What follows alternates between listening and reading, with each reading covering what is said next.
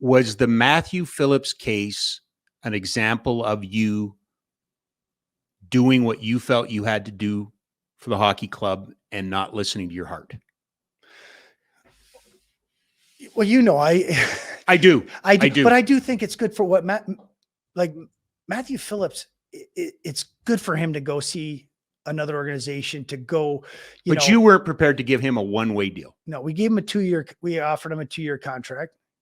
Like anything, you would have liked to have seen him get more of a chance here last year. Yes. Oh, for sure. I would have. I mean, it would have made things a lot easier if he played more games and had opportunity and he got to play, but he just didn't. So, from our side, we love Matthew.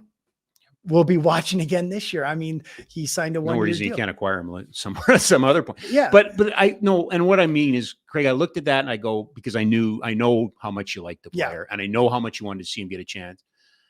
And it would have been really easy for you to go, my team, I'm going to give him a one-way deal. But it seems to me you did the prudent thing in your mind, which is we don't have an assessment of him as an NHL player. It's a risk. We can't lock in. Am I close? It's hard. Yeah, it's hard. It's hard. You know what? When you drafted him, like people say, well, why would you draft him, do all this, and then now he's gone? I drafted him because I still believe in him to this day. Yes. But did I get to see it? Did we have him? And you know what? Also, just talking to him at the end of the year meetings, he was very honest. He was very, disappointed. Yes, very, very much. And I don't blame him. I wish him nothing but the best. And it's a small little, this hockey world is small. Yep. I left, I came back. Is the door ever shut at anybody? No, it's not. But I'm right in making the case for you that you had to do what was right for the hockey club. I wanted him back. That's why we offered him a 2-year deal. Right. But you could have given him a 1-year deal in one way. Yeah. That wasn't the right thing to do.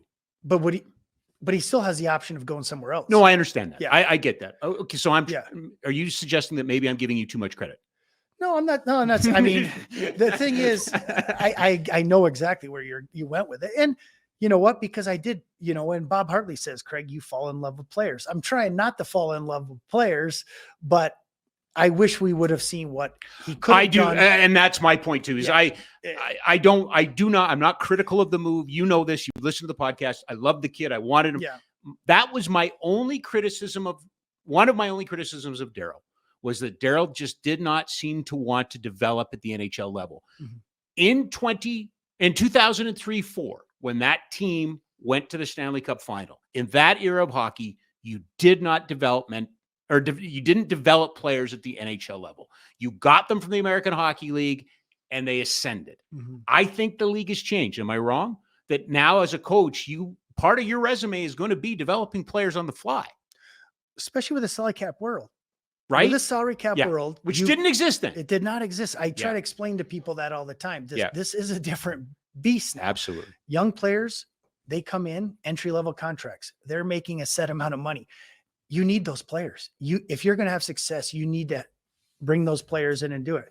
I mean, I think that's where, where Matty, we would probably say the same thing. He was frustrated with us at the end, and rightfully so. I would be frustrated too.